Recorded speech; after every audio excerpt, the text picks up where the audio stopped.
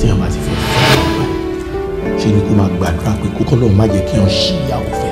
Ọlọ́run tó yẹ kó jẹ́ wèrè ọkọ ló máa dá sí mi lágbàdé lẹ́yìn ọ̀dà o. Ẹja bí báwo tí mo bá lè ja ni ọ̀ma jẹ́ pé ẹgbẹ́ ìkẹrẹ máa gún ẹ̀dá mi nínú odò tó fẹ́ gbọ́ omi ló wà lẹ́yìn ẹja tẹ́ja fi ń ṣe fáàrí gbogbo wèrè yẹn kò lè wọ́ọ̀kì lẹ́yìn. Ìrírí nìkan ló wúlò nínú ọ̀nà tó ti kọjá lọ fún èèyàn tí ó bá wá ní èrò rere nípa ọ̀la tó ń bọ̀ ìrírí àná a máa já sásán fún wọn. Ifá yìí ni lọ sọ fún ìyàwó ẹ̀ wípé ọkọ àkọ́fẹ́ rẹ̀ àtòun kẹjọ wájú. mi ò ní lọ́lé babaláwo abilé oníṣègùn kankan. wọ́n sọ ju wá lọ ọ̀rọ̀ kó sàn lára ọmọ ìyá àjẹ wọn níṣẹ́ ló tún peléke sí i. kí lè rè yín tíyàwó mi bá kókó òde tó gba tiẹ̀ lọ àwọn ọmọ tó jẹ́ pé ó gún owó náà ń ṣe tó ń pè yẹn yahoo plus wọ́n máa lù ẹ́ wọ́n bá dẹ̀ padà lù ẹ́ wàá gbẹ kúrẹ́ àbí kó máa ṣe dé kó máa fi kú dànù. Ṣó lè dá jẹ tán ni ṣó lè jẹ mí tán ni ṣó lè jẹ mí tán ni. ẹni tẹ́ ẹ ṣẹ̀ tọkọ̀ tí ò dáríjì yín òun ló yé sọ̀rọ̀ yìí. Adémídé ló ṣẹ̀yìn Adémídé ló ṣẹ̀yìn.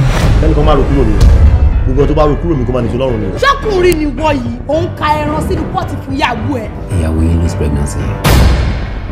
You killed my daughter with your incompetence and carelessness, and you're here sympathizing with me. ó serious ọkùnrin tó jẹ́ pé tán bá fẹ́ nǹkan wọn máa sáré tẹ̀lé ẹ ṣùlọ́ṣùlọ́ ni tán bá rí nǹkan tán wá tán. tá bá pọ́ ọdún méje ikú ni. èmi ni màá pa ẹ́ fúnra mi màá jẹ́ kí ọ̀rọ̀ ọjọ́ wedding yẹn kó ṣẹ̀ṣẹ̀ ṣe báyìí till death do us part death yẹn màá pa ẹ́. tọ́lọ́run bá sọ pé ọmọ ọ̀dọ́ mi ìwọ sílẹ̀kùn èmi fẹ́ wọlé àdọ́mọlọ́run ló ń pè bàbá kò sáyẹn bí báyìí. Irọ́ pa ọkùnrin òbí bá lọ́kọ́ fi lájà lọ́wọ́ ọ̀rọ̀ tí ò ní lè wọ́ ni. olóyè burúkú lọkọ ẹ. ọ̀rọ̀ má sọ ọgbẹ́ ló bá sọ pé bí a ṣe wo ló ta sí wọ yìí. DJ Dimix lọkọ mi ẹni tẹ́ mọ̀ ni.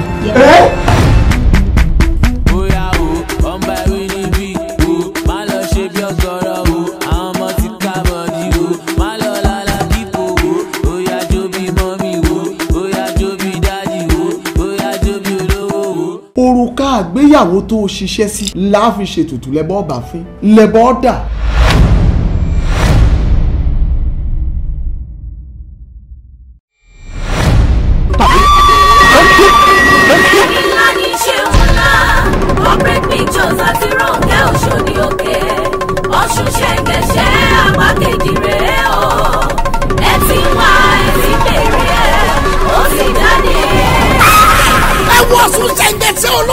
tó sọ̀rọ̀ fún wọn tí wọ́n fi bí sùn. ó làwọn alága kò rọ́mọ gbẹ́jọ́. ọ̀tún sẹ̀ǹgẹ̀sẹ̀ kígbe ló ń wá. ọ̀sán ló wà á sẹ́ gbogbo wọn sá kíjokíjo wọn bọ́ mi jà wọ́n jẹ̀bi omi. apá kejì sinimá ti tó ọ̀tún sẹ̀ǹgẹ̀sẹ̀ tẹ́ ti bẹ̀rẹ̀ rẹ̀. ó ti jáde kàṣàgbà. multi-million naira project ni. kọ́ńtò irinmilókun abuyaya. ẹ ò tí ì rí kankan nínú apá kìíní ọ̀tún sẹ̀ǹgẹ̀sẹ̀. apá kejì tó jáde ní kẹ́ra kẹ́wò kẹ́gbósùbà. ronke ojo sojo ke produce ẹ̀ ọ̀lẹ́kẹ̀kẹ̀lẹ́kẹ̀ kan. pẹ̀lú àkàmọ́yé ìràwọ̀ òṣèré ńlá tó kópa nínú ẹ̀. ọ̀tún sẹ̀ǹgẹ̀sẹ̀ apá kìíní àtàpá kejì. subtitled in English.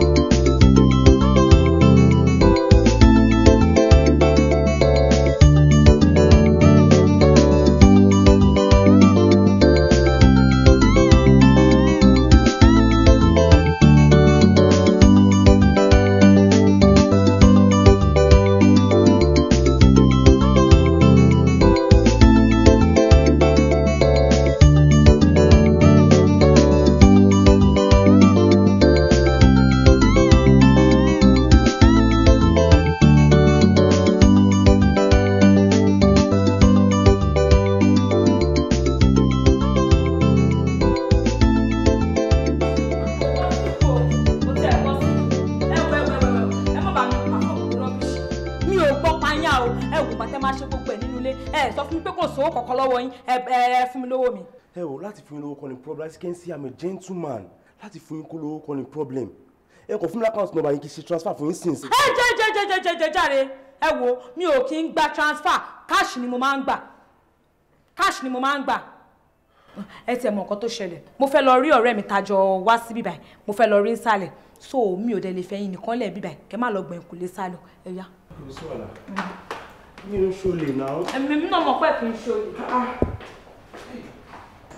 Lady, take it easy now. Take it.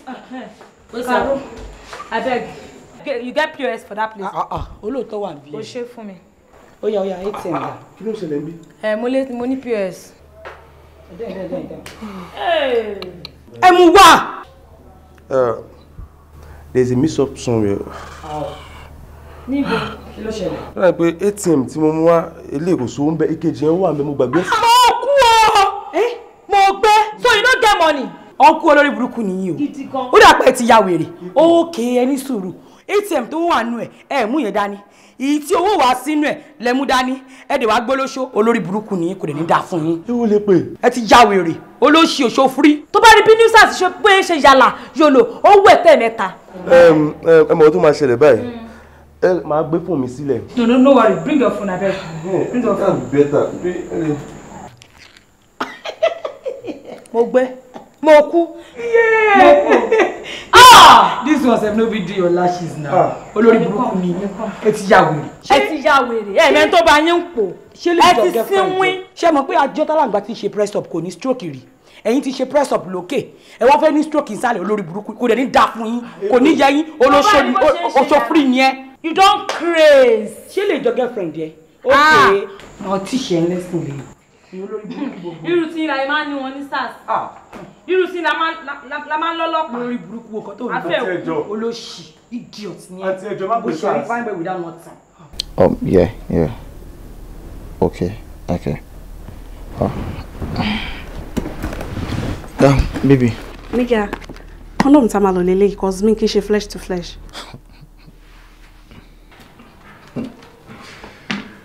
Condom. But unfortunately, I am not here for sex. Yes. Mo kò fẹ́ kí mi àti ẹ ká kọjọ wà all day then all night. Nothing more. Wà pẹ̀lú ẹ̀ báwo? Tí mo ná bad market. Tí mo láwọn customers ó yẹ kí n attend sí. So kò wá waste time níbí báyìí lásán ni. Shuri, mo understand it. Kò ń ṣe bad market. I'm definitely going to pay you. Are you for real? Yes. So just name your price, my dear friend. Are you for real? Yes. Tell to me posokba ni ṣe nǹkan.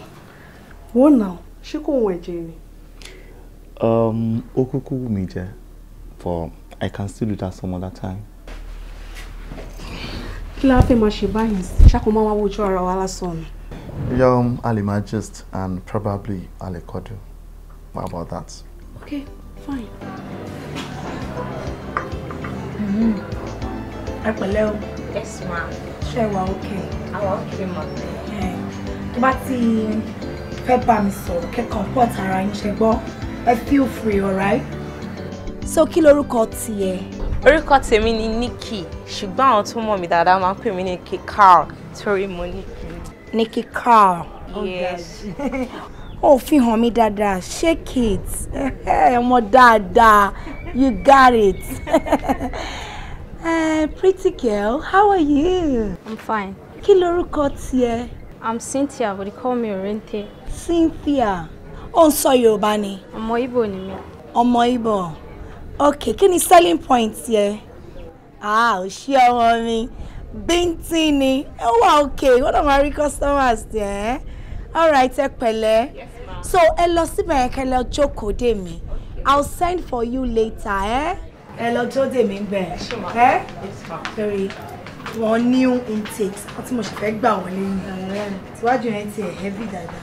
but sis sọ fún yín pé I need the newcomers now ṣojú tàwa ti hold ni àwọn ò tí kúrò ní market now. Rárá, business gbọ́dọ̀ máa grow sí ni. Ṣé fẹ́ káwọn customers máa dé bí kò máa rí the same thing lójoojúmọ́ kò ní dá bẹ́ẹ̀ náà. Wọ́n sọ pé ó sún àwọn náà. Ṣé o mọ̀ pé spices ládùn ayé? Ṣé o understand?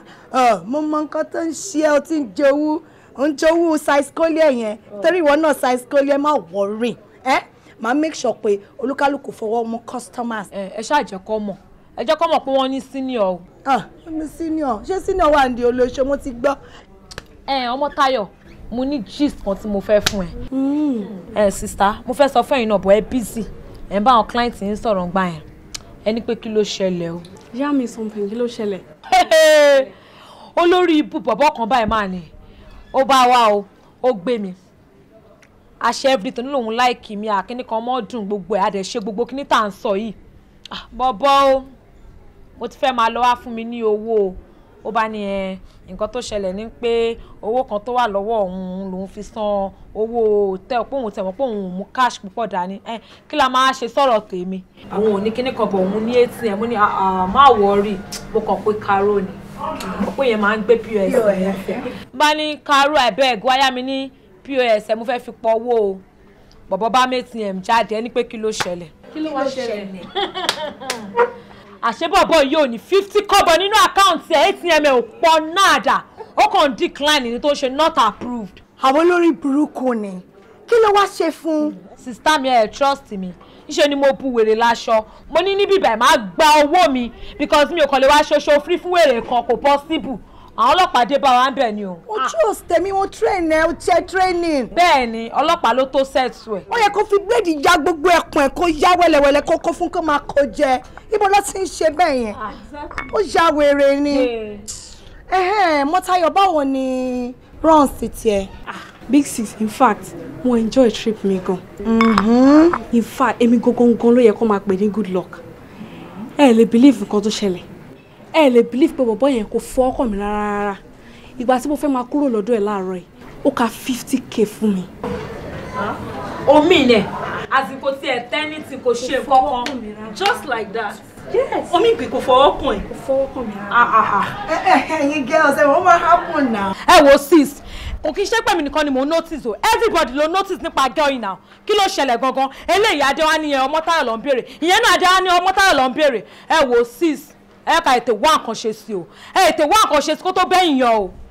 Ẹ̀yin girls ẹ calm down ẹ ṣe sùúrù ṣé rí lóòótọ́ tábà ní káwọ̀ kò sí nǹkan tó special lára gẹ́ràn yẹn náà kò sí nǹkan tó wà lára ẹ̀ tí ò sí lára wa àmọ́ kíní kan mo fẹ́ kẹ́ mọ̀ dájú o ọmọ yẹn lè ní luck ó kò lè ní good luck ṣó yẹ yín. sis lọ́ọ̀ bíi báwo ẹ wo pop sí mi good luck Jonathan ló ń pè wọ́n èmi gan láti kékeré lucky girl ló máa ń pè mí ẹ wá ní good luck ọmọ una àsìdè go jàre luck bíi ti báwo.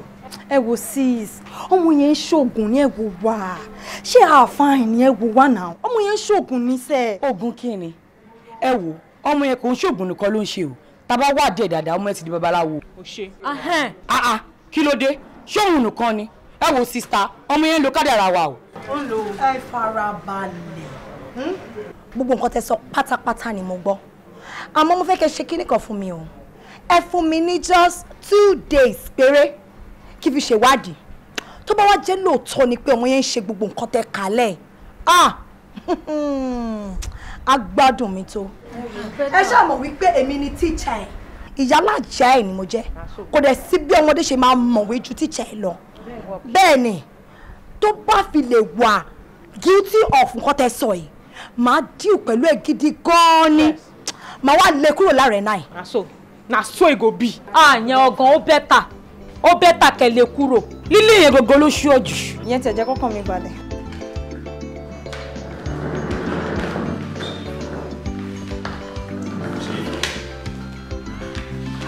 Okay, wait. Let me just ask you something for the last time again. Ṣèyí fún mi. Mi ò sọ pé kó má lọ tó bá fẹ́ lọ mi ní kó má fi mí lẹ̀ since tó ti jẹ́ pé nǹkan tó wọ̀nyí ni but at least jẹ́ kí n mọ nǹkan tí mo ṣe náà. Jẹ́ kí n mọ nǹkan tí mo ṣe sọ́dọ̀ màá lè sọ pé sorry please. Aládé sí You see this marriage, I am done. Ṣòtìgbọ́, nǹkan tí mo sọ fún ẹ látàárọ̀ ni pé mi ò ṣe mọ́. A ní mo ṣe mọ́, ṣé wàhálà wà ńbẹ̀ ni? Jọ̀ọ́ torí Ọlọ́run má ṣe ro nǹkan báyìí fún mi. You know I love you. Don't touch me. Don't touch me. Tó bá tún fọwọ́ kàn mí. Má pariwo lé ẹ kó gbogbo àwọn ará àdúgbò wọn máa pè lé ẹ lórí. I know you won't like that. Ṣé yí fún mi. Ṣé yí fún mi.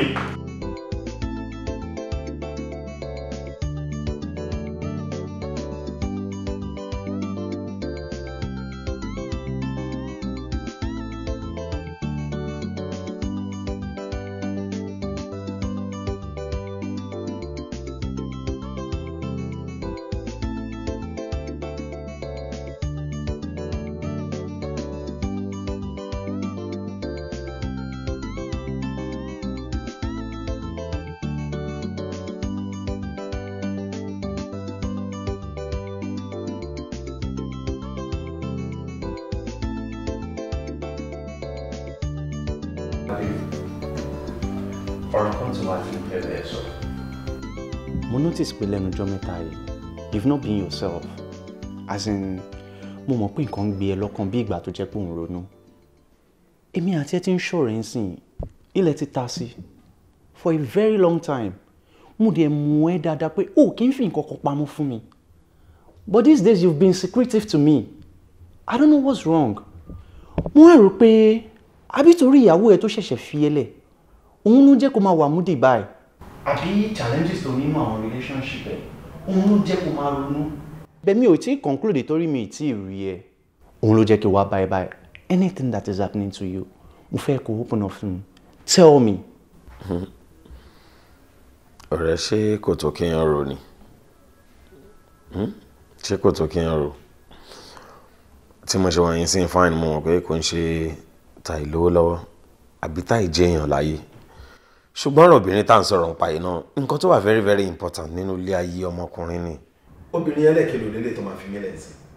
Àbúrò bẹ́lẹ̀ ìdákọ̀ọ́kọ́ ilé ìlẹ́lẹ́kejì ni. Ó tún máa ti lọ bí 4-5 sí i. For how long ni mo fẹ́ ṣe gbogbo ilé ìdá? So, mo ṣe pé mò ń ronú jàre, ó kọ̀ owó mi dáhùn náà ni. Ọ̀rẹ́, tí bá lọ́rọ̀ tó sọ òye mi, irọ́ ni mo pa. But I want you to know something. There is a man for every woman, and there is a woman for every man. Obìnrin fi ẹ́ lẹ̀ lẹ́ni, ìyàwó ẹ̀ kọ̀ ẹ́ lẹ̀, ìyẹn ò mean pé that is the end of the world. You have to move on. Jẹ́ kí n kọ́kọ́ yíyẹ. Sórí ìjákulẹ̀ tó ní lọ́rọ̀ obìnrin, tó bá jẹ́ pé ìyàwó ẹ̀ lárábìnrin ẹ̀ kò ní fi ẹ́ lẹ̀ o, ó máa dúró tì ẹ́. Mo dẹ̀ rántí ọ̀rọ̀ àwọn àgbà tó sọ pé láàrin ọdún kan ó lè pàdé obìnrin 10 tó jẹ́ pé ó lè rí kan mú ṣàyà ń bẹ̀. Àmọ́ láàrin oṣù kan ó lè pàdé obìnrin 2 tó jẹ́ pé ó lè fi ṣàyà. Ọ̀rẹ́ mi ò fẹ́ kó ronú kankan nítorí pé ìrọ̀rùn gí tiẹ̀ òun ni ìrọ̀rùn ẹyẹ tèmi náà. Ọ̀rẹ́, so nǹkan tó ń try láti sọ ni pé àti tó fi mílẹ̀ last àtàwọn tó ti ń fi mílẹ̀ látẹ̀yìnwá kò tí ì sí ìyàwó mi nù. Exactly. Jẹ́jọ́ wa ni ìyàwó mi fẹ́ dé o nítorí pé kò ń ṣe pé mò ń kéré sí o. Ojoojúmọ́ bọ́jọ́ ṣe ń gorí ọjọ́ lèèyàn ń dàgbà sí i. Time is going. Kò lè yẹ ò lè understand jàre. Ọ̀rẹ́, èmi ti jẹ́ ká kúrò lórí yẹn. Kí ló fẹ́ mú jàre lé kí n ṣe lálejò? No, sórí ìrọ̀rùn tiẹ̀ ò ní ìrọ̀rùn ẹ̀yẹ. Ìwọ máa wọlé. Ọlọ́run á ṣe gbogbo ẹni rọrùn fún wa. Jẹ́ kí n mú ọkọ̀ tó lè mú lórí ọ̀rẹ́ ìwọ. I don't want to talk about it again. O ò ní gbọ́ nǹkan tí mo ń sọ náà. Mo kàn fẹ́ sọ̀rọ̀ pa ìdí jàre mọ́. Ibo ni gbogbo pálapàla ìgan kí ló ṣẹlẹ̀ gangan tó rọrọ̀ yín ò fẹ́ wá yé mi. Kí ló ṣẹlẹ̀ tó fi di pé mo ní láti máa lé yín mú káàkiri kẹ́ wá san rẹ́ǹtì yín. Ẹ wo big sis, ẹ máa ní sùúrù ni o, ẹ máa ní sùúrù, mo broke, kò sówó kankan lọ́wọ́ mi. O ṣe máa ní kò sówó kankan lọ́wọ́ ẹ̀. Kò sówó lọ́wọ́ mi. Ṣé bí mo jókòó sí bí mo wà tó máa ń jáde tó lọ fún pàrọ̀ ọṣọ free ló ń ṣe ni? Okay o, Becky, kí ló dé tó ṣe tí san rent ẹ? Sister, no bar for my hand, no kishi, I broke. O lè broke. Bó ti ẹ̀ broke kò kàn mí. Ṣé ìbá ìjọ charity home lójú ẹ ni? Àbọ̀mọ̀ kò máa san rent ẹ ni? How are we tired? We look at the way you're talking to me on bá mi sọ̀rọ̀ with attitude. Ṣé wà all right ṣá? Mo ò fún yín latitude. Ẹ ṣe àwọn nǹkan tó ń ṣẹlẹ̀ láàrẹ̀ náà. Kí ló ń ṣẹlẹ̀ láàrẹ̀ náà? Ọmọ Táyọ̀ ni. bẹ́ẹ̀ ni o. ẹ wo ọmọ táwọn ti wá gbogbo everybody tán eléyìí máa dé ọmọ táwọn lọ máa mú ọmọ táwọn lọ máa mú kò yẹ ká àtọwọ́ pa kò yẹ ká rówó kò yẹ ká rẹ́ anything.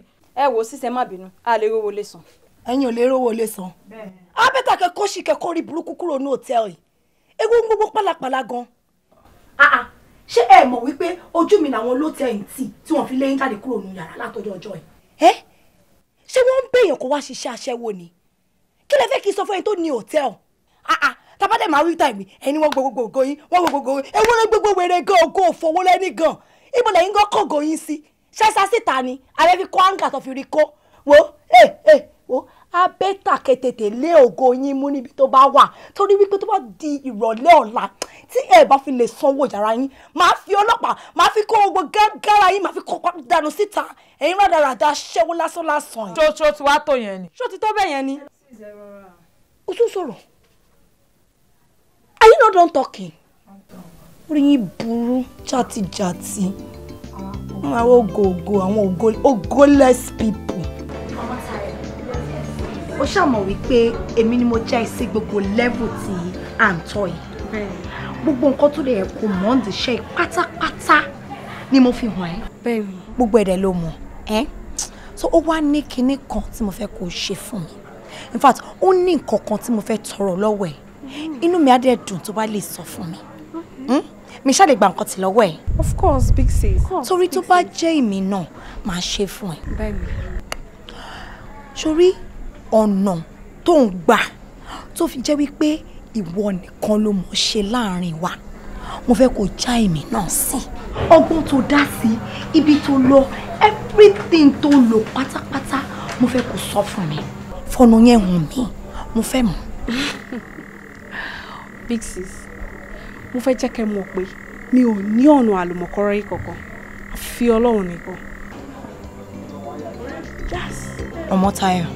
James mo ṣe gan mo really appreciate kókó ṣe pé inú èmi náà ń dùn tí mo ṣe ń jókòó sílé nígbà tí mo mọ̀ pé àwọn mates mi wà school don't receive lectures but economy Nigeria sí yìí education has become extremely expensive. mo jẹ́ mọ́ condition wa owó ní tòun ò bá sílé kí ọ̀kọ̀ọ̀kan má ṣe gbèrò kankan lẹ́yìn òun. Tó ló sọ. When there is no money there is nothing I can do but with time I know things will change. ọ̀rọ̀ ló sọ yẹn o nǹkan tó ṣẹlẹ̀ ni pé everywhere níná nǹkan tí mo kàn mọ̀ ni pé láìpẹ́ things might better in Nigeria that way. àmín àmín o ṣe gan mo really appreciate thank you so much. gbàtà àríyàn school ní day 1 day 2 mo kàn mọ̀ pé ó yẹ kí n wá wú ẹ̀ ó ti ń lọ bí ọ̀sẹ̀ kan. fact ó ti sú mi as in ó ti sú mi I'm so bored mo kàn máa wà ní. things my change máa wọlé ṣùgbọ́n. you ṣe mo really appreciate. ọlọ́run á ràn wá lọ́wọ́. thank you so much. bá mi kí everybody o. sọ fún mi pé màá pè é. àbójú mi. Auntie me! Auntie me! Okay. I'm fine, look at you! Auntie me! Tó sì báwo ni? I'm fine. Ṣé okay? Àwùjọ ẹ̀ ti ń togun big girl today o. Ẹ̀yin náà ti tóbi. Èso fún wọn pé ń bọ̀. Kò fẹ́ fún yín ní surprise visit rẹ̀. Mommy will be so shocked. Come in. Mommy! Mommy! My sister is here! Auntie me! Báwo ni tó sì? Ṣé wà okay? Báwo ni ọkọ mi? Ó dẹ̀ di tírátíra kí ló dé? Ìgbà tí mo ti ń gbóhùn àbúrò tó ti jẹ pátápátá tó kí ló ṣẹlẹ̀? Iṣẹ́ mi ò fún mi láyé ń bọ̀ lórí. Ó má dẹ̀ ga o. Ẹ jókòó. Mo bẹ̀rẹ̀ má tún mi ṣe fine. She's looking so big. Àgbọ̀ràn òde.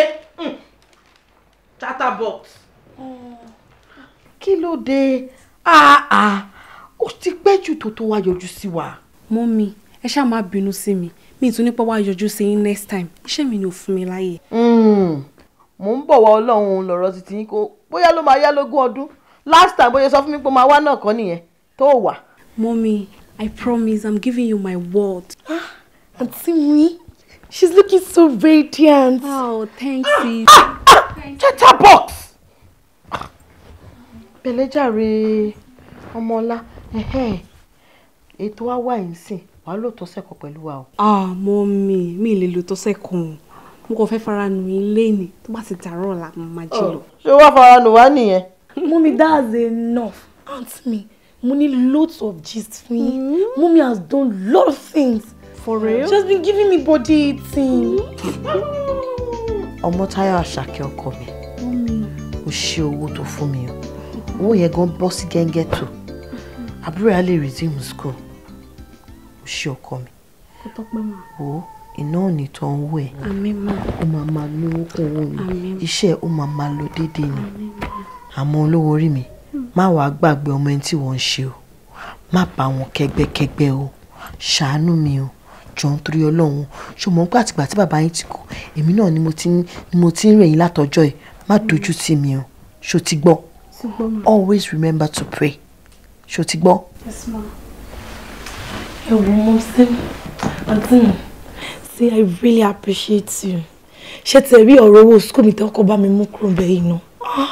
Ẹ mọ bó ṣe dùn mọ́ mi inú tó. God will bless you for us. You will not lack. Thank you so much, ma. You welcome, Abure. Yaladura. Mommy, ẹ jẹ́ kí n tètè máa lọ. Mo sọ ní pé wá wò yẹn. Promise. Yes, Mom. Promise. Mother and daughter, you have to hug me too. Tí mo ṣe lè ṣe ni. Sorry. Mama, I'm coming.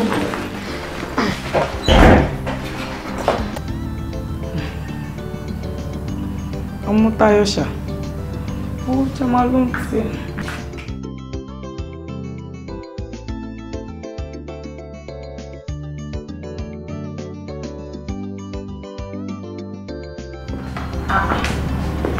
Hey.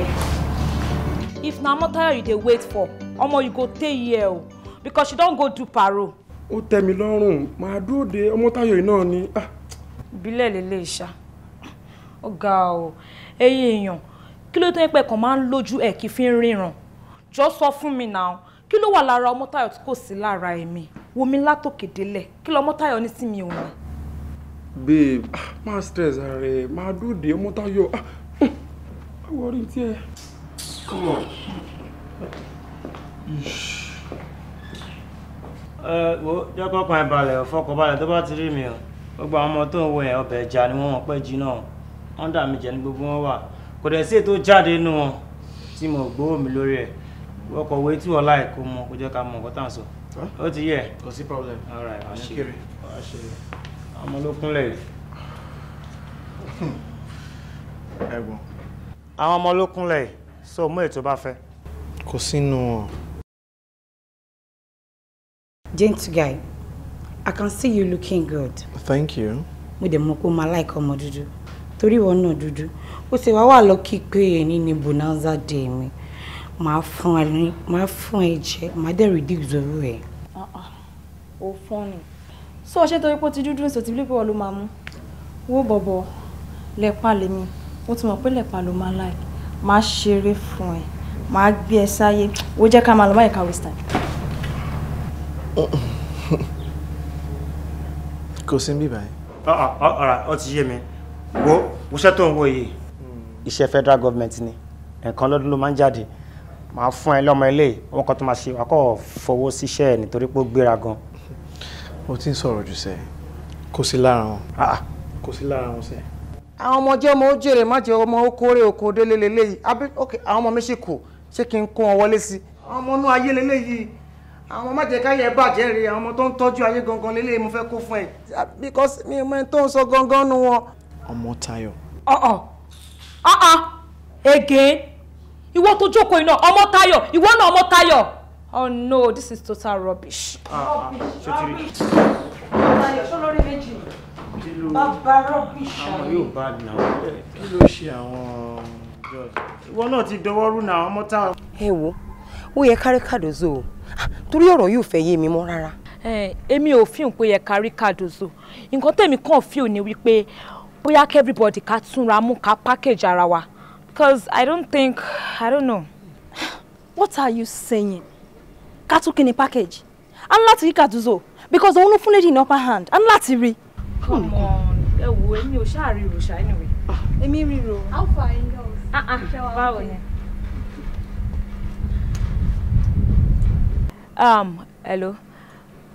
Guy kan wà bẹ́ẹ̀ tó ń dúró díẹ̀ látàárọ̀. Guy àbáwọn guys.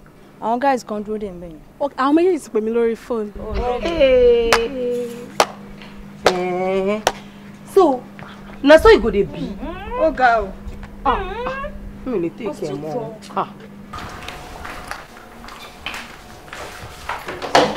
What's up? I dey come. Okay. Lai, what's up? Lẹ́mí. Ọkùnrin dá mi dọ́là tẹ́kan yẹn. Mo sáré lọ síbì kan ni. Wọ́n fà kí ló wà nílẹ̀? Wàásù wà ní báyìí. Wàásù. Ó ń gbóná. I dey come.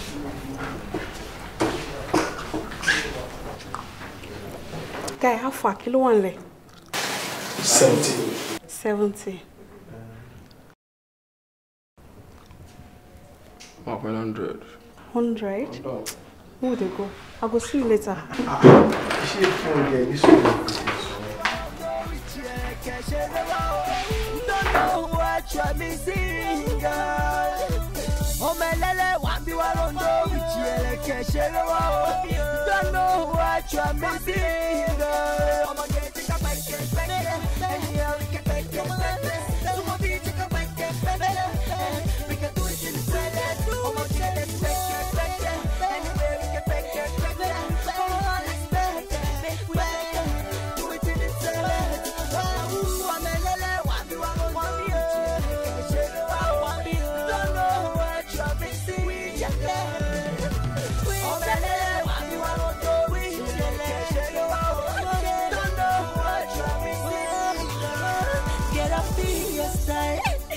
Let's go to find it. It's all about me and you tonight.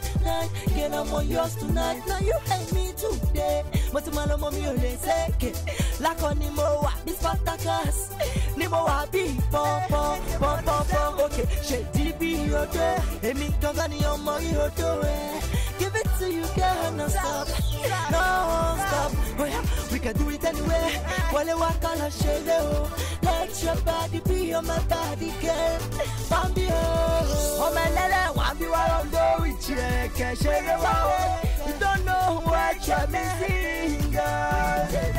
Oh my lele, want be while I'm going to can't share the wow. You don't know what you're missing, girl. I'ma get take a break, and yeah, we can break it. So my beat take a break, we can do it in the less. I'ma get let's break it. Anywhere we can break it. Come on, let's break it. Do it in the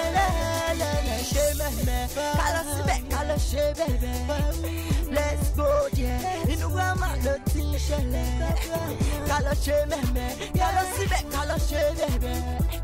Let's go, yeah. In the grandma, let's see. Body like it. Come on, be shaking. Yeah, baby, like it. Come on, shabby. Now you had me today. But you want to mommy, you say, like on Nimo, this Spartacus. Nimo, be pom. Oh, my lala, want you are on the rich, yeah, cash in the wow. You don't know what you're missing, girl. Oh, my lala, want you are on the rich, yeah, cash in the wow. You don't know what you're missing, girl. Kí má parọ́, mo gbádùn ẹ̀ gidi gan. As in, ó gbéra gidi gan. As in, ó enjoy ẹ̀ gidi gan. Ṣé o gba àwọn levels tó gbé mi lọ lórí bed? Mi ò ever believe kò lè gbé mi débẹ̀. Honestly, èyí ló wá jẹ́ kí n conclude pé ọ̀gá tó kọ́ iṣẹ́ ò mọṣẹ́ jùlọ. Really? O ní choice. O ní láti gbádùn ẹ̀ ni. Tó rọ́ká wà ń ṣe àtẹ̀mọ́ṣẹ́ ni. Mind you, mo ń ṣiṣẹ́ fún owó tó san ni. Àti pé iṣẹ́ tó fi ká wa ni pé tó bá ṣe sanwó sí bẹ́ẹ̀ ni ká ṣe ṣeré sí. Yes. Ṣé mi ò dispute yẹn? But all the same, mo ṣe ń hammer lórí same point mi. Mi ò fẹ́ mọ bí tó ti kọ́ṣẹ́ o. Mi ò fẹ́ dì mọ ẹni tó kọ́ iṣẹ́. Àmọ́ mo mọṣẹ́ jọ ọ̀gá ẹ lọ. Really? Yes. Baby. Ṣé wàá rí títí owó tó sọ yẹn? Ìyẹn ló kéré jù ní orí Ọlọ́run. Ṣòrí any amount tó bá ti fẹ́, just name your price. Màá dẹ̀ sọ fún ẹ. Tèmi kàn ní pé anywhere tó bá wà, mi ò fẹ́ mọ whoever tó lè wà pẹ̀lú. Tí n bá ti pè ẹ́, kó wá dá mi lóhùn. Mo kàn notice pé anytime tí bá ti wà pẹ̀lú ẹ, mo máa always wà comfortable. Èyí ló wá jẹ́ kí n conclude pé ó dà pé style mi àti ẹ̀fẹ̀ bá ara mu. Thanks so much. Don't mention. Jẹ́ ká sáré ṣe kò sí. Kò sí wàhálà. Ó ń gbá lára tèmi náà. Fẹ́mi, mo ti fẹ́ máa lọ. Èmi náà ti set actually, but ọ̀rẹ́ mi tí mo ń dúró de bá ní kí n gbé ẹ dọ́nà. So, but don't worry. Gba ilé. Kò fi kún yìí tí mo fún ẹ lánàá. Again? Ṣé ó ti wá sí fún mi yóò ti wá pọ̀ jù báyìí? Come on, baby. Nothing is too much for you. As a matter of fact, my fake baby send account number anything. Mo kò lè jí lọ́jọ́ kankan ní okay. Mo feel láti fún baby mi nǹkan. I will just forward it to you. Thank you so much. You're a darling. Don't mention. Jackie, sorry, forward it. Kí n tó gbàgbé. Okay.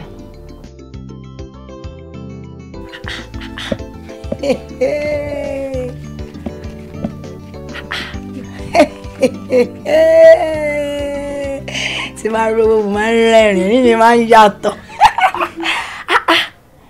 Ọmọ Táyọ̀. Big sis we. Wọ́n ní ọmọ tó bá kówó wálé nìyẹn máa ń yìn. Ìwọ náà dẹ̀ mọ̀ wípé gbogbo ìgbà ni máa ń yìn. Torí gbogbo ìgbà ló máa ń kówó wálé. Ó yàtọ̀ sáwọn kan. Àmọ́ kinní kan ni òye mi o. Ṣé bó ti sanwó wíìkì? Then 20,000 nílé ṣé o fẹ́ san advance lówó next week ni? Big sis, owó recharge card ni. Ṣé mo mo ṣe fi máa fún yín lówó anyhow. Ọmọ Táyọ̀, owó recharge card 20,000 fún mi. Yes, big sis. O ṣé my darling. O ṣé mo dúpẹ́. O lè máa wò pé bóyá 20,000 naira kéré fún big sis o. Lóòótọ́ kì í ṣe pé bóyá ó pọn náà títí but I appreciate it. Torí wípé ó fi hàn pé tó bá ní wàá ṣe jù báyìí lọ. Ọmọ ológo yẹ lucky girl. Káre ọmọ ológo lucky girl. You welcome, big sis.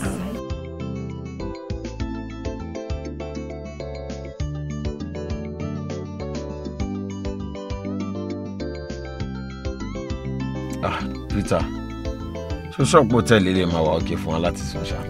Ṣé rúùmù wọn dá ń bí? Aládé, ṣorí hòtẹ́ẹ̀lì yìí tí mo gbé ẹ wá yìí. Ṣorí nígbà tí mo travel the last time yẹn tí mo wá sínú ìlú yìí, hòtẹ́ẹ̀lì yìí ni mo dé sí. Má jẹ́ kí n parọ́ tán yẹn, mo enjoy ara mi gidi gan. Ṣorí service wọn bí báyìí, ó fast. Secondly, rooms wọn wà very very conducive. Àti pé hospitality wọn, ó lè compare pẹ̀lú bí ta ti ń bọ̀ o. Ṣorí tá bá wá sí bí báyìí bá ṣe dé yìí, mo wà very sure pé a máa gbádùn ara wa títí a máa fi kúrò bí báyìí ni. Ìwọ náà ṣàrí hours tá ti fi drive, so kò ní make sense kí n kọ́ lọ sùn hotel kan tó máa di nǹkan tó ń paná lóru or something. Nǹkan tí mo ṣe ń béèrè dáadáa nìyẹn. Kò lè rí bẹ́ẹ̀ ń bí mo lè fọwọ́ sọ̀yà fún wọn. Iná wọn 24 hours ni. Àti wípé èmi tí mo ní ká wá sí bí báyìí. Èmi ló yé o. Ṣorí tá bá ṣe ń dẹ́sẹ̀ bọ́lẹ̀ nu mọ́tò báyìí, wàá ti rí ìdí tí mo ṣe ní ká wá sí bí báyìí. Really? Yes. Mi lè wait ń gbà yẹn. Èmi tí mò ń sọ nǹkan mọ̀ kó tí mò ń sọ náà.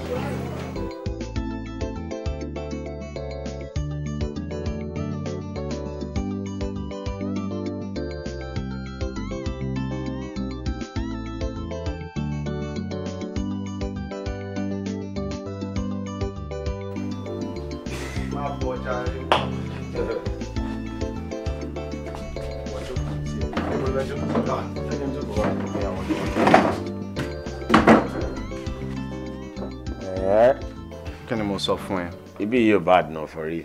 Mo ní ibi báyìí, a máa gbádùn ẹ gidi gan. Kò bad rárá tó. Wàá gbádùn ara ẹ o. Hello, waiter. Hello. Orí ìgbà tí mo sọ fún ẹ pa service wọn. Lẹ́sẹ̀kẹsẹ̀ lọ́mọ ti dé. Ẹ ká sọ. Aṣọ wa all right. Mẹ́ta. Kí lẹ ní? Kò sí nǹkan tá ní, nǹkan tó bá fẹ́ ní kẹsàn. Ṣùgbọ́n nǹkan tó sọ. So anything tá bá fẹ́ lẹ ní? Mẹ́ta. So far tó yẹ pé bí la ṣe máa sùn mi ìbá ní kákọ̀ fi ẹni kí n bẹ̀rẹ̀ kó yẹ. Mi ò nídàá ti béèrè bóyá ẹni ẹnikẹ́ni lọ kó méjì wá.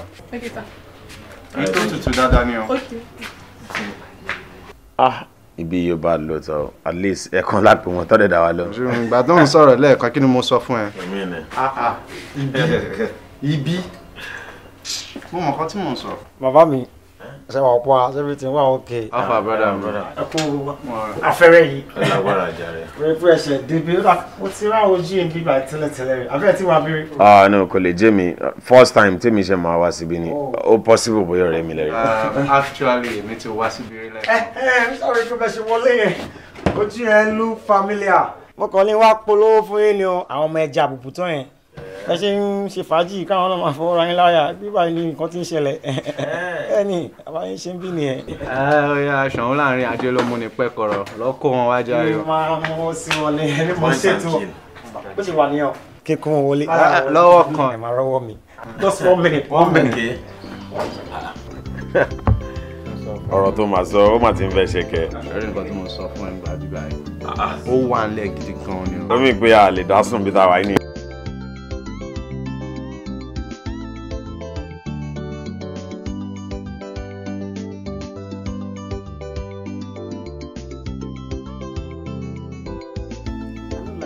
I no like am, I beg. Wetin you no like? I no dey tell me say you no like am o. Kí ni gbogbo yẹn? Wo Cardoso ṣó mọ nǹkan. Mo ní ibi tí mò ń lọ. As in, mo ní appointment níta. Tó bá ti jẹ́ pé bad market tó fẹ́ lọ gbé wá bá wa. Jẹ́ kí n rọra padà. Babe, chill now. Ó ṣàwọn pé Cardoso lè fún wa ló fẹ́ mi trust ẹ now. Why you talk like that? I know, I no wan hear that kind thing. Èmi bẹ́ẹ̀ mi ṣe wáyé. Èmi trust Cardoso.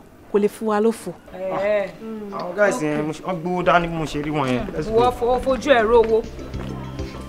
Sọ fún ẹ náà mi ò lè fún ẹ ló. Bàbá mi ó ká àwọn ọmọ yẹn dé. Mo sọ fún yín náà ó yá kẹfẹ́ ọmọ 11 years old tó sì mọ mú lẹ́nu mọ́ mi ẹ̀ máa ń já wọn gbà. Àwọn tẹ̀wọ̀n yẹn làbígà ló ń gbà ọmọ ìwọ̀n Champions League ẹ lè play game ẹ o ẹ máa like ẹ. Báwo lẹ ìfẹ́ sí 3 àbí 2 èmi wà nílé kò sí tí mo lè ṣe nu gbogbo. Èmi ò tiẹ̀ like joint album bọ́ bẹ́ẹ̀ báyìí fẹ́ sí ṣá máa gbà bẹ́ẹ̀ torí owó ní kókó. Really? Kò sí bẹ́ẹ̀ ṣe fẹ́ sí tí kò rọ èmi lọ́rùn. ọ̀rẹ́ mi ní sùúrù ṣe bẹ́ẹ̀ mi lálejò ń bí.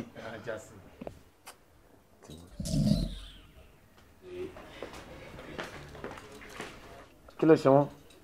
Ẹ má bínú ọjà wà nìyẹn ìgbà everytime kọlọjà máa ń wà àwọn òrítà nìyẹn. sọ kò lè bínú. Kò bínú rárá bínú kẹ. Ok because tí mo ṣe ń wò dàbí pé ẹni tí mi máa fẹ́ mú nìyí o ṣáwọn náà tún ti bínú ni. Àwọn náà tún ti bínú ni. Ẹ wá ní kẹ má wọrí ara yín ọjà àwọn òòtà ni ọmọ tó jà ń tàwàrà ní. Champions League ló wà. ó ti ẹni ìgbà tí sọ̀rọ̀ tí paracetamol ò bá ta ìyàn ní kálábùkù má ta àwọn méjèèjì tọ́dẹ̀ bínú lọ ẹ̀kọ́ yẹ kó bínú lọ torí ọ̀rẹ́ mi sọ pé òun mi lè ṣé àwọn bàbá wọn máa wá sùn lébi èmi ò ṣáà lè sùn lébi náà. máa láì láti yàtọ̀ sí pé kájọ wà máa tún gba nọ́mbà ẹ̀ máa fẹ́ mú ẹ dáadáa. ó kí ẹ kú oríire bàbá tó bá lè jẹ ẹ pè mí. Okay. God bless you bàbá. God bless you too. God bless you. Hello. What's the name? My name is Omotayo. Omotayo yàtọ̀ sí pé àjọ máa wà ní alẹ́ yìí ó máa tún wù mí kí mi àti ẹ̀ múra dáadáa jù báyìí lọ. Yes.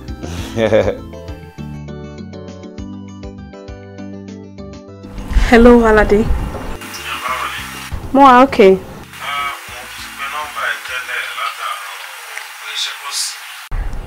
Mo sáré charge fún mi níbi kan ni.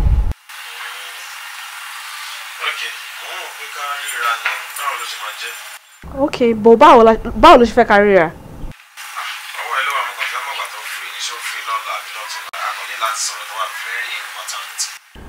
Mo free lọ́la.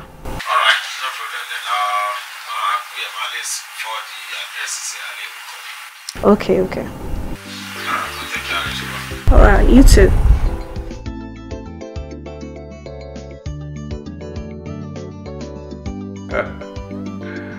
Omotayo. Aṣóòtọ́ lòwe àwọn Yorùbá tí wọ́n ní ọjọ́ kì í pẹ́ kó má dé àfàìmọ̀ká. Ọjọ́ náà rí bí àná tí mo dẹnu fẹ́ kọ́ ẹ. Omotayo máa fi mí ṣakọ díẹ̀ o. Àṣé iná ilé òun lẹ́ranko ẹ máa padà yá lásán. Ìwọ náà wà lélẹ̀ nínú ààfin mi Aládé Ọmọjayọlá. Àbí o, kọ́lọ́run jẹ́ ká bára wa kalẹ̀. Ọlọ́run máa tiẹ̀ jẹ́ ká bára wa kalẹ̀ nítorí pé Ọlọ́run ọba tèmi tí mò ń sìn kò kí ń ṣèkà. Ọlọ́run tó ti ní kémi àti ẹ̀mọ́ra ó ti mọ̀ pé ó di dandan ká bára wa kalẹ̀. Àdúrà yẹn kan ṣe tá máa gbà ni pé ká bára wa kalẹ̀ nínú àlàáfíà, nínú owó, nínú ayọ̀ àti ìdùnnú. Àmín. Tí wọ́n bá ṣáà ti fi ọwọ́ síbi tọ́wọ́ ń gbé níwọ̀n bàgbà tí ajá ọba ti para sí di ibi ẹ̀. Kí ni mo tún wá tọ́lọ́run ṣe fún mi pẹ̀lú ilé ọlá tí mo wà yìí àpadà síbú kọ́lọ́run má jẹ́ kí n sóre. Ò ní rí lágbára Ọlọ́run ọba. Ṣọwárí níwọ̀n bàgbà tó ti ń fẹ́ èmi Aládé Ọmọjayọlá máa jẹ́ kó mọ̀ pé èrò ọ̀ràn tó ń lọ lọ́nà èrò tó ń rìn lọ́tún àbí tí wọ́n ń rìn lósì bọ̀ ṣùgbọ́n tó jẹ́ pé àárín ọ̀nà ni wọ́n ti ń rìn. àwọn ló máa ń kọ́kọ́ rí àgbàdo tó bá pọ́n. bẹ́ẹ̀ ni ìdí nìyẹn tí Yorùbá ṣe máa ń pòwe pé èrò ọ̀nà ló máa ń ròyìn ọ̀kà tó gbó. wàá enjoy mi jù báyìí lọ, ok? ó ṣe òun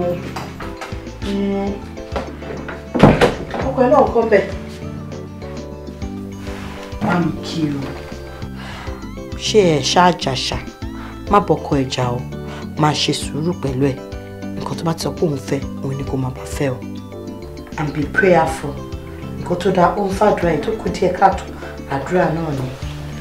ìgbà ló máa ń yọjú sí wa báyìí. okay ọkọ mi take care love you.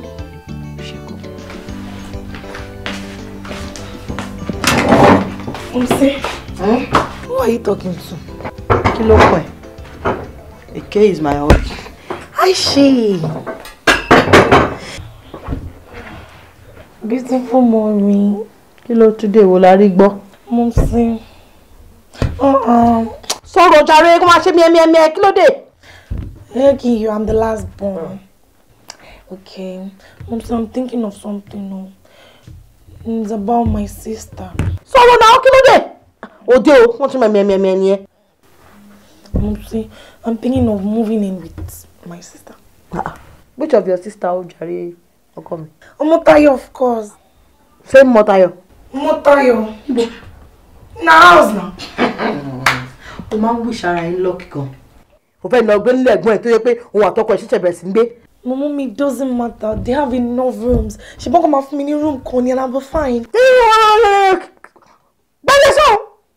It's never allowed. I would never allow it. Kò síbi tó ti ń ṣerú ẹ̀ wá lọ máa disturb àwọn ẹni ẹlẹ́ni tó ẹ̀jẹ̀ fẹ́ra wọn. I promise I'll. Láíláí kò sáyè. Láíláí. Call her where? On my phone. Mommy. Listen and listen good. You are not going anywhere. Níbo ló ti ń ṣerú ẹ̀? You better take your books and read. Kó tó máa gallivant up and down. No, Mommy. Come here. I'll go. I'll call her. So Fẹ́mi, kí ni plan ẹ báyìí? Mi ò really ní much plan for now. Ju pé mo fẹ́ wà lọ́dọ̀ yín for the meantime. That's good. As a matter of fact, ìyàwó mi gan lè wait láti rí ẹ nítorí pé mo máa ń sọ̀rọ̀ ẹ létí ẹ dáadáa. Èmi náà ní lè wait láti meet ìyàwó yín because bẹ́ẹ̀ tẹ́ ṣe ìròyìn wọn fún mi pé ìyàwó yín ṣe gbá ìyàwó yín ṣàwò. Àti pàápàá kí n tiẹ̀ dúpẹ́ lọ́wọ́ ẹni tó bá mi ṣètọ́jú bọ̀dá mi because ó ti hàn ní gbogbo ojú yín àtàrà yín pé ọwọ́ tọ́jú wà lára yín. Come on, ṣé òun náà ló ń tọ́jú mi báyẹn ṣá? Ọlọ́run mà ló ń tọ́jú gbogbo wa. But for real ló ń tọ́jú mi lóòótọ́. Definitely. Ṣé wàá mọ nǹkan tó fọ́ nífẹ̀ẹ́ mi? Tó bá rí ọmọ tó máa like mi. Ayé mọ̀ pé láti kékeré nǹkan tẹ́ bá ti like náà ni máa like so definitely mo máa like ìyàwó yín. Yeah, ó tọ́ ló sọ. But reason tí mo tẹ̀ ṣe sọ pé mo máa like òun ni pé ọmọ jẹ́jẹ́ ni. Bọ̀dá mi, advert tẹ̀ ṣe ti pọ̀ tó. Ẹ jẹ́ kí n fojú mi rí wọn náà kí n tó wá mọ̀ òye ọmọ jẹ́jẹ́ àbọ̀ ọmọ jẹ́jẹ́ kọ́. So darling, báwo ni trip ẹ? Trip mi dùn gan-an. In fact, ọ̀rẹ́ mi ó tẹ́ mi sáyé gidi ni. For real. Bẹ́ẹ̀ni. Jọ̀ọ́ má sọ fún mi pé torí ayé tẹ́jọ́ fẹ́ tẹ́ra yín sí. Ló ṣe ní kó gbéra kó travel kó máa bọ̀ lọ́dọ̀ òun. Ó kàn sọ pé òun miss mi ni ló ṣe ní kí n wá bóun lo 2 days. Ṣé kò ṣáà ṣe pé ó mú ẹ jáde lọ síbi kankan ṣé kò lọ fi ẹran ọkùnrin hàn? Ṣé mo kí mi kí n fi ìyàwó mi báyàn ṣe? Ààrẹ ti gbóná jù. Ó normal now. Anyway, ìgbà tó sì lé ọmọ pé mo sọ fún ẹ lórí fún pé àbúrò mi ti wà lára Fẹ́mi. Òun kan ti ń jẹ ọ̀rọ̀ ẹlẹ́nu pé òun ṣáà gbọ́dọ̀ rí ẹ dandan pé tó bá ti ń dé sínú ilé ìwà mo gbọ́dọ̀ jẹ́ kó ń kọ́kọ́ rí ẹ. In fact, ebi ń go lè wait láti rí wọn. Let me call him. Fẹ́mi! Fẹ́mo! Ìyàwó mi ti dé o. Oh, mo ń bọ̀, few minutes. Wo tó bá rí o máa like ẹ because all the time òun ló máa kọ́kọ́ disturb mi jù pé mo gbọ́dọ̀ fẹ́ yà o. Gbogbo ìgbà ló máa ń disturb mi, yes. Ẹgbẹ́ má bínú jàre. When I say reply chat girl ìwà lè pọ̀ tí ẹ pọ̀ ló máa ń pẹ́. Ó ti fẹ́ kú. Ọ̀rẹ́ ìlú yàtọ̀ pé jẹ́ tí ẹ pọ̀ ni wàhálà ẹ̀ ṣe pọ̀. Àbúyá torí ẹ̀ náà. Meet ìyàwó mi.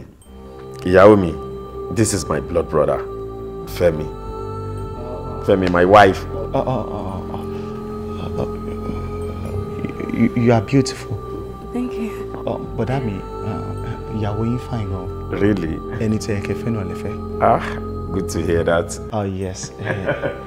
Ṣé mo sọ fún ẹ pé tó bá rí inú ẹ̀ máa dùn? Can you see that? Hope you're good, darling. I'm okay. Ìyá wa lọ ṣáwà náà kò change aṣọ ẹ̀ kò dẹ̀ bá aṣọ oúnjẹ ká jẹ. Okay? Àbí ọmọ Táyọ̀ kan ni mo rí ni. Ọmọ Táyọ̀ náà ni. Lọ́mọ tó jẹ́ pé mo ti ń wá kiri látọjọ́ ẹ̀ tí mi ò rí. Blessing girl. Ọmọ tó jẹ́ pé àlùbáríkà ara ẹ̀ òun kò mọ̀. Lẹ́gbọ́n mi wá mú wálé. Kò tún wá ṣe pọ́ mú wálé nìkan. Wọ́n náà wọ́n fẹ́ fẹ́. Tó bá ti jẹ́ pé èèyàn ti fẹ́ fẹ́ yàn. Èmi ló yẹ kí n fẹ́ ẹ̀. Kò ń ṣe ẹ̀gbọ́n mi. Ẹ̀gbọ́n mi ti ṣoríire tiwọn. Èmi ló yẹ kí n táàpù blessing ọmọ ìkémi náà fi ṣoríire. Àti pàápàá báwo ló ṣe fẹ́ work? Ẹ̀gbọ́n mi ọmọ ìyá mi kò lè work. Wọn ò lè fẹ́ra wọn rárá. Mo ti mọ̀ nǹkan tí màá ṣe. Màá make sure kí mo fún ọmọ ẹ̀ ní body eating gidi gan. Màá frustrate life ẹ̀ débi pé kò ní ní choice. Ó máa pack ẹrù ẹ̀ jáde kúrò ní bọ̀dá mi ni. Màá dẹ̀ padà lọ bẹ̀ lẹ́yìn. Á lè fẹ́ mi. Mo gbọ́dọ̀ smart about it. Bí ṣe máa ṣe nìyẹn. Fẹ́mi jọ̀ọ́ torí Ọlọ́run bomi láṣìírí má jẹ́ kẹ́gbẹ́ ọmọ pé mi pẹ̀lú ẹ̀ tíjọ́ wà rí. Wojú mi dáadáa. Sórí nǹkan tó dá mi lójú ni pé o ò lè fẹ́ ẹ̀gbọ́n mi. Kò lè work. So let that sink into your skull. Ṣùgbọ́n kò lè work. Fẹ́mi jọ̀ọ́ torí Ọlọ́run mo ń bẹ̀ ní ṣàánú mi. Jọ̀ọ́ bomi láṣìírí má tú mi síta. See, you are just wasting your time. Advice ti máa fún ẹ ni pé ẹrù ẹ kò bẹ̀ sínú máa pààkì ẹ lẹ̀ because you are leaving this house as soon as possible. Báwo ló ṣe fi ìpele wọ̀sẹ̀ ẹ̀gbọ́n mi ọmọ ìyá mi? O fẹ́ fi ó wọ̀ ọ́ tí.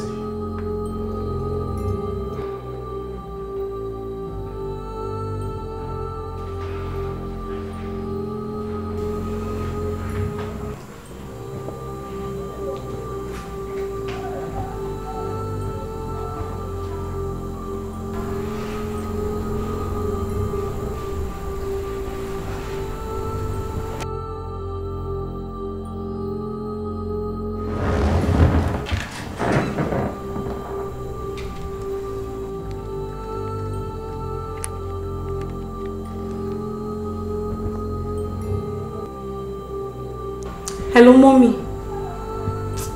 Oh, mommy, mi wà okay. Àwọn kankan ló ń ṣẹlẹ̀ sí mi nílé ọkọ mi. Kò dẹ̀ yé mi mọ̀ nǹkan tí mo lè ṣe sí. Ó ti sú mi. Bẹ́ẹ̀ni. Okay. Ẹ máa jí lọ́dọ̀ yín láàárọ̀ ọ̀la. Okay.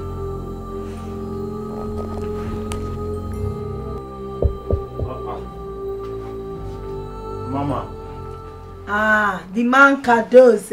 Mami, kí ló ṣẹlẹ̀? Báwo ni ṣe wà? Mo wà pa mami. Báwo ló ṣe? Báwo ló ṣe lọ? A dúpẹ́ f'Ọlọ́run. Oh God, one and only kadoso.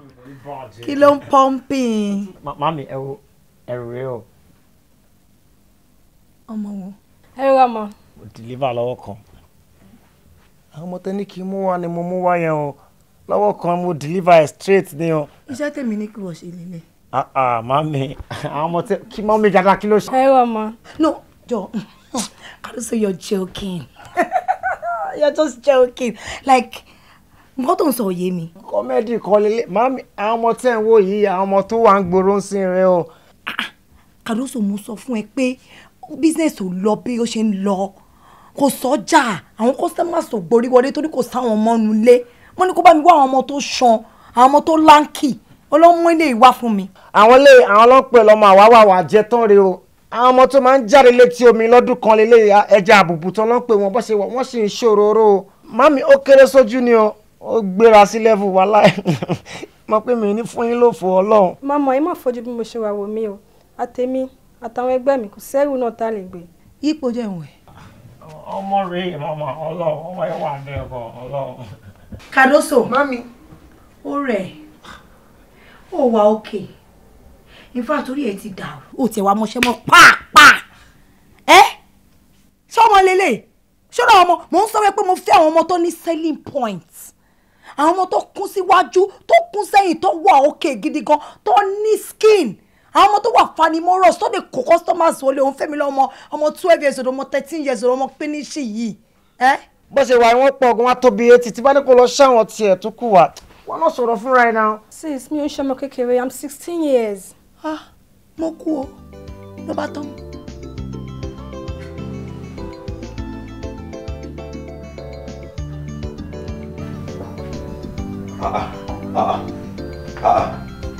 Darling. What's the meaning of this now? Má sọ fún mi pé o ti dìde látàárọ̀. What is going on? Tó ṣe ń ṣe yìí, ó ń dẹ́rù bà mí o. Èmi lẹ́ni kejì ẹ.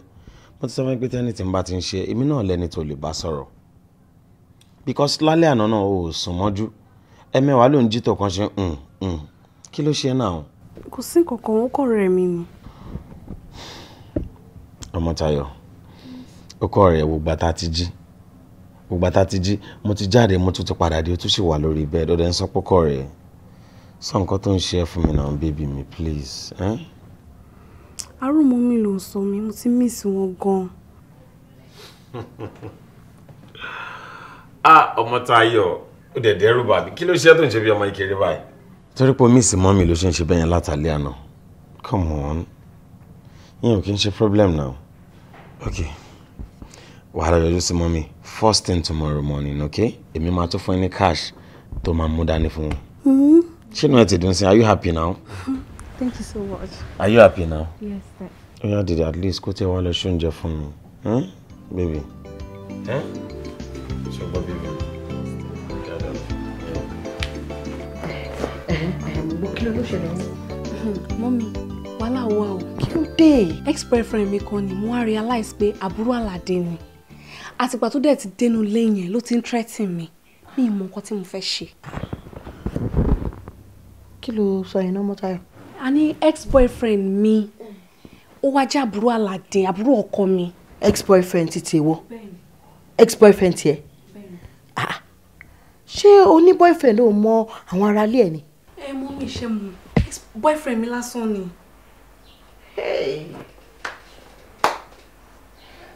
Boyfriend lásán ni? Ṣé o ti rí báyìí? Gbogbo tí máa ń kìlọ̀ fún ẹ pé mi ò fẹ́ wàhálà ṣó ti rí nsìn. Ṣó ti rí? Wàhálà lélẹ́yìí náà. What kind of trouble is this? Kí la máa wá ṣe báyìí? Anyway, I have to be factual with you. You have to take the bull by the horn. It might be painful, but you have to take the bull by the horn. I think the best thing for you to do now is to go and explain to Alade. Lọ ṣàlàyé fún before it's too late. It's your past, and I believe that the two of you might move on from there. And I also believe that whatever will be, will be. If you guys are destined together, kò sí nǹkan tó lè yẹ. Mọ́mí, okay, mo ti gbọ́, máa ṣe. Bóyá mo pé kò lè easy. You have to do it. Ẹ̀gbọ́n mi ẹ̀ down ẹ̀ ṣáwọn kí mi ò láìkí ọ̀nà ìfẹ́ sọ̀rọ̀ fún mi kó máa keep me waiting now. Má kánjú. Ìṣẹ́jú díẹ̀ ló kù mo máa sọ fún ẹ ṣé kò tí ì jáde. Ẹ kú lé o. Darling. How are you? How are you? I'm fine. Èmi á kí yín káàbọ̀ bẹ́yìn tí rántí kí mi kú lé. Ẹ kú lé. Ẹ káàbọ̀. Ẹ kú àtàrà. Àdúgbò fọlọ́. Báwo lọ́dọ̀ mọ́ mi tó lọ? Aláfíà ni jàre. Darling, olóró tí mo fẹ́ bẹ̀ sọ. Ó dẹ̀ wà very important. A ní láti sọ nísinsìnyí. Olórí, ṣe rọrọ̀ tí yín yóò máa ń dà ti dúró. Because ó náà rọ̀ kan tí bọ́dá mi fẹ́ sọ kẹ́ tó dé tó bá ti sọ fún mi tèmi bá ti wọlé lọ. Kẹ́yìn àtọkọ yín wá sọ̀rọ̀ yìí. Okay.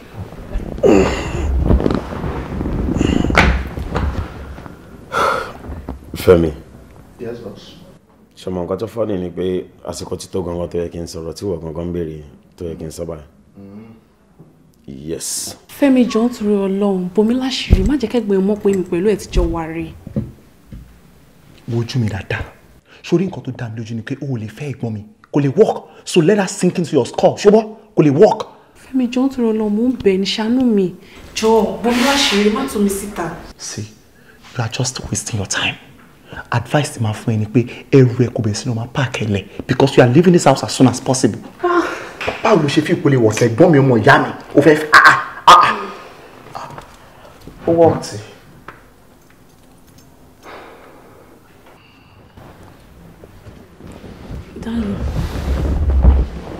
Darling, má bínú sí mi. I'm so sorry. Ìyàwó mi, dìde ńlẹ̀ ń tẹ́. Dìde jókòó ìyàwó mi because ìwọ kọ́ lè lérò pé o ṣẹ̀ mí. O ṣẹ̀ mí rárá. Yes. Ẹ̀gbọ́n mi, but èmi náà ò ṣẹ̀yìn náà. Inú mi ti ẹ̀dùn pé ẹ̀yin náà gbọ́ nǹkan tí mò ń bá sọ lọ́jọ́ yẹn. Òun náà ni mò ń sọ fún pé báwo ló ṣe ti máa fẹ́ mi tẹ́lẹ̀ tó tún máa ń fẹ́ ẹ̀gbọ́n mi ọmọ ìyá kan náà ibo ló ti ń ṣerú ẹ̀. Nǹkan tí mò ń bá drag nínú ẹ̀dùn pé ẹ̀yin náà gbọ́ lọ́jọ́ yẹn.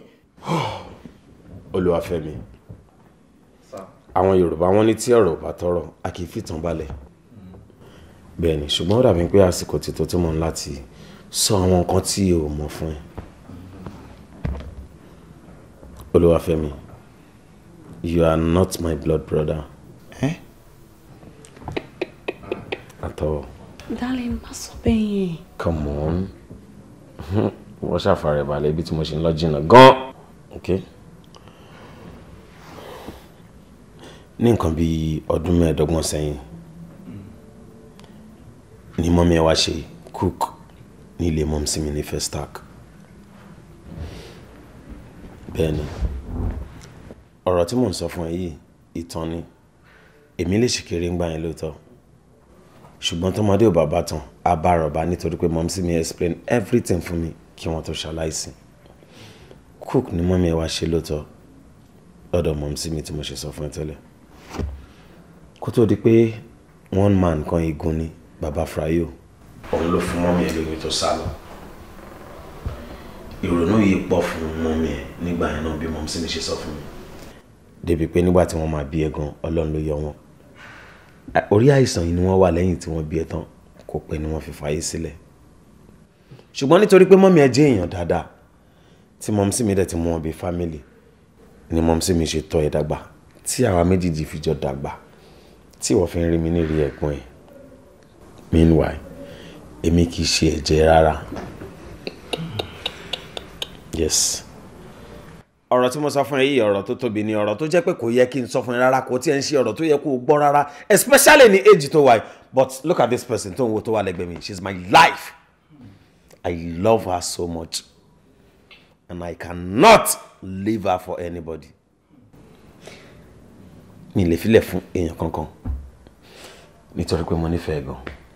Yes, I am very very sorry pé mo sọ gbogbo ọ̀rọ̀ yìí fún ẹ especially ní age tó wà ń sìn.